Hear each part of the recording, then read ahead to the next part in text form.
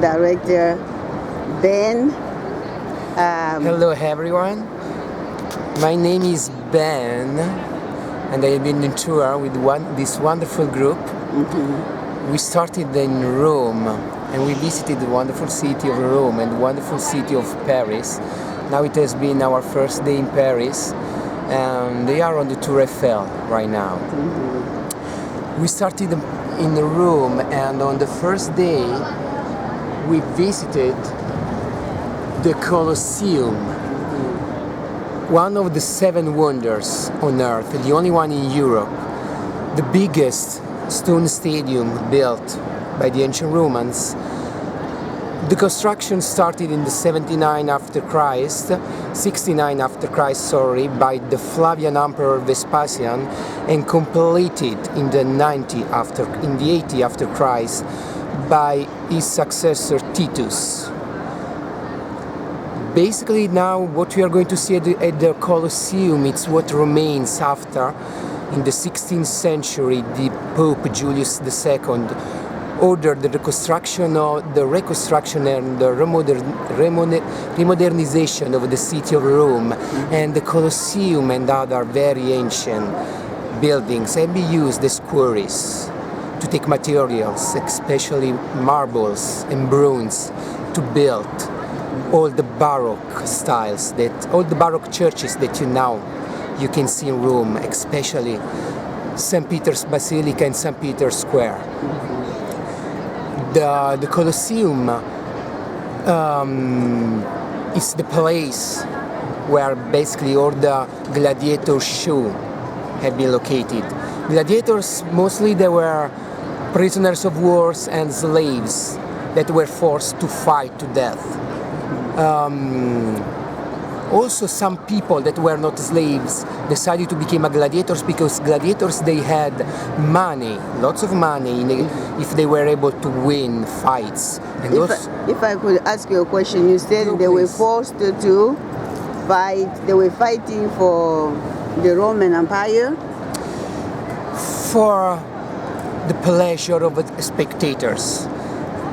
The gladiator show they started in the Republican area of Rome, but they took place in Rome for 400 of years. So they started during the Republican area, but they ended during the imperial area of Rome. The Colosseum is just a nickname of what is the real name of the Colosseum. It's the Flavian Amphitheater. Flavian because the Flavian Emperor ordered this construction, but also his name is Amphitheater Caesareum, that means the amphitheater of all the Caesars, and it means Caesar. Basically, it's a way to say the emperor. So the Amphitheater Caesareum, that means of all the emperors, because the name Caesar, after Caesar became so much powerful in the ancient Rome, that Caesar basically it's a way to say emperor, a king. Also the white kings of Russia, the Tsar. Tsar simply means Caesar. The Colosseum is located in a little valley surrounded by the Palatine Hill and the Opium Hill. The Palatine Hill is the place where the ancient Rome was founded. And if, for example, the word palace comes from the name Palatine, because the first big stone building in the Western world had been built there. So nearby the Colosseum, instead, it's located the Roman Forum, that was the religious, political and trade center of the ancient Rome. The construction of the Roman Forum started just after the construction of the Palatine. So at the beginning Rome was a kingdom with kings. They ordered there the construction, and the whole history of Rome is located there.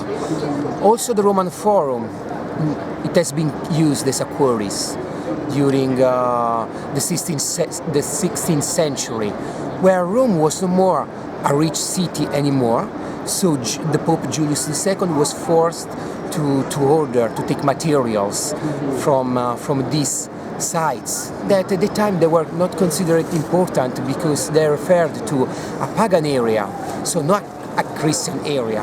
But if you have to say the truth, that very important artists during the Renaissance, genius like Raphael, Michelangelo, did not agree about that. They expressed a very bad opinion about this way to procedure on these buildings. But so what do you see about these ancient Roman sites is just the brick skeleton of them. The ancient Rome was a wonderful white marble city. And still now on these sites you see signs of these works, cord used to avoid that this building used to go down. So basically they ruined these sites, and when you will go and visit them, you will see traces of all the history, starting from their foundation until their last restoration in the 19th century. Now, I have a question about the Vatican. Because the Vatican is said to be a separate state.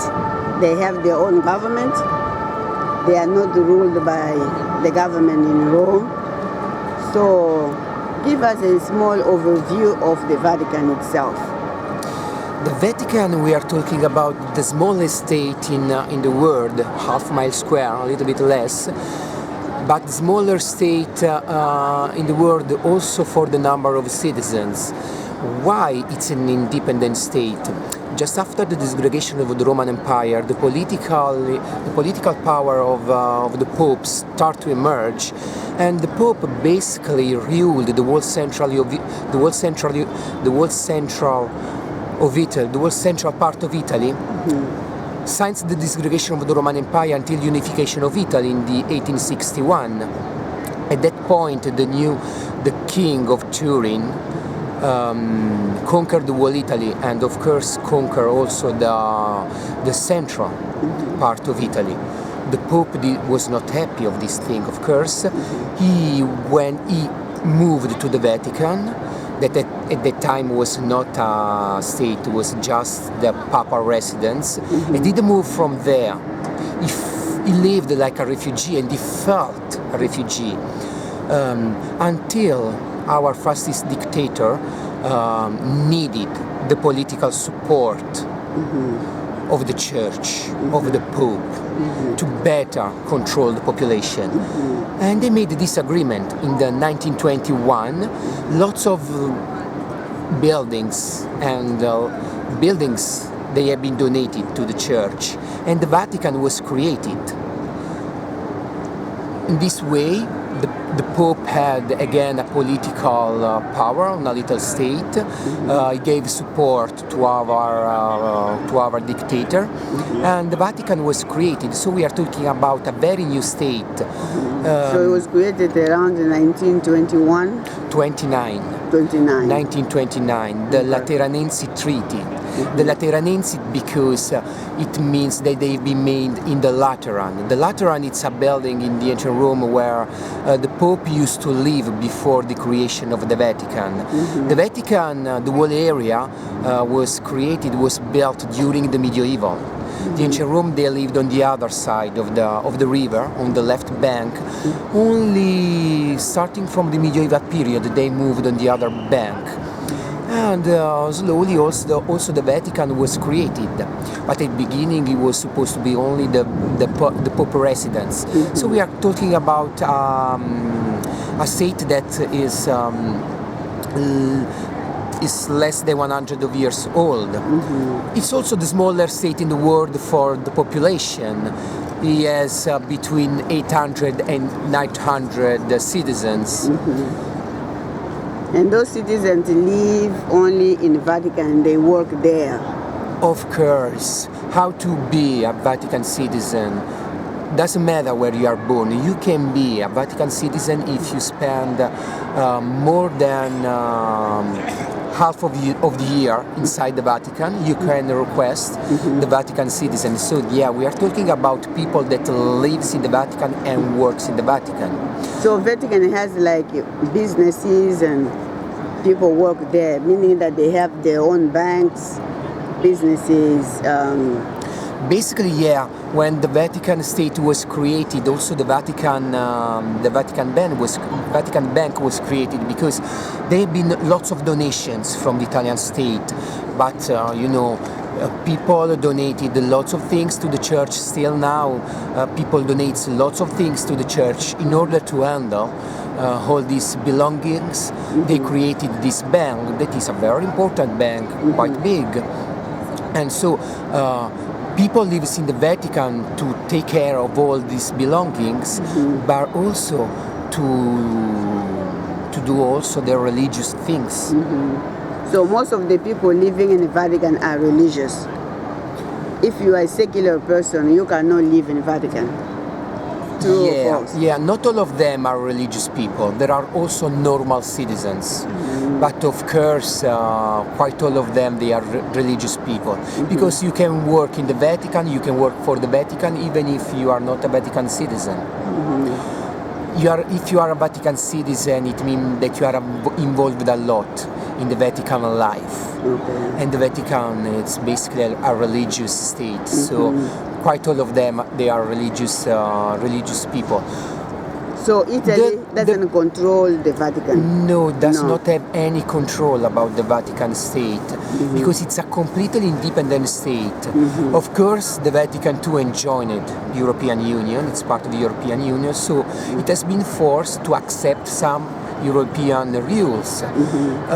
Basically, quite all the Vatican citizens, they have both citizens. Mostly they are Italian citizens because the Vatican is located in Italy, and they are Swiss and Vatican citizens for the presence of the Swiss guards. Why the Swiss guards? Because at a certain point, during the medieval, lots of emperors and kings in Europe, they had the aim to have the Pope as a prison in order to show their power to the rest of Europe, and the Pope needed to be defended. So some kings allied with the Pope, they send their soldiers, and 1,000 of Swiss soldiers once upon a time they donated their life in order to allow the Pope to escape from an attack.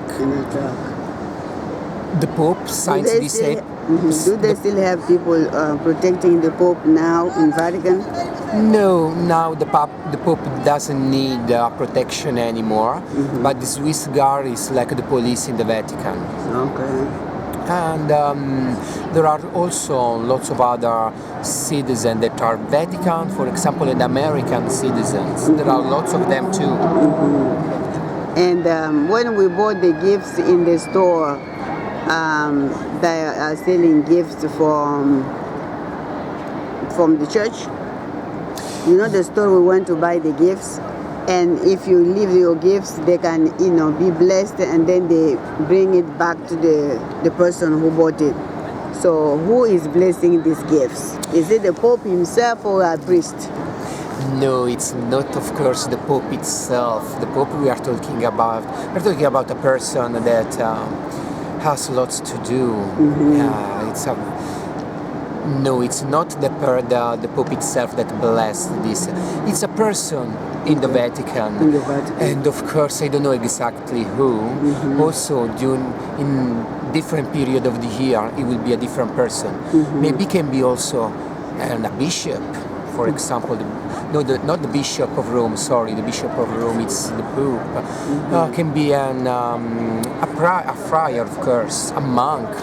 I don't know exactly who, but someone in the Vatican that is in charge of these things. And when we entered into the Vatican, there were a door that the tour guide told us that this door, they knock it down like every 10 years. 25. That the Pope the holy door? Yeah. And the Holy Door. So we are talking about the Holy Door that is related to the Jubilee. The Jubilee is a particular year. There is the ordinary Jubilee that happens every 25 years, and there can be extraordinary Jubilee years that can be consecrated by the Pope when he wants. For example, the last ordinary Jubilee year was in the 2000, but Pope Francis wanted an extraordinary one in the 2016, so the last year. The Jubilee year, basically, it's just the year for the remission of all your sins. But you have to pass through an holy door. There had been only an holy door in the world, in Rome, in the Vatican, in the St. Peter's Square. But this Pope, St. Francis, that is loved a lot by the people, and he loves people a lot. He wanted an holy door in each continent, because before the 2016, people from all over the world, to have the remissions of their sins, they were forced to travel and to come here in Rome. But you know, not everyone has this possibility. So he wanted an holy door in each continent, so it was easier for them to go to pass through this holy door, and then in 1 week you need to go to a friar to tell him all your sins, and you have the remission of your sins. So yeah, the Vatican, the holy door that you passed through. It was still like with a brick. It was still like when they knock it down, then they come and close it with bricks.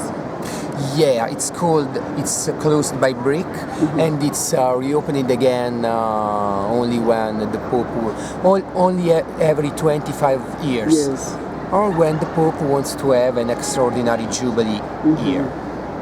So that's when the Pope will go through. Yeah, of course, the Pope passed through this door, and everyone who wants to pass through it can.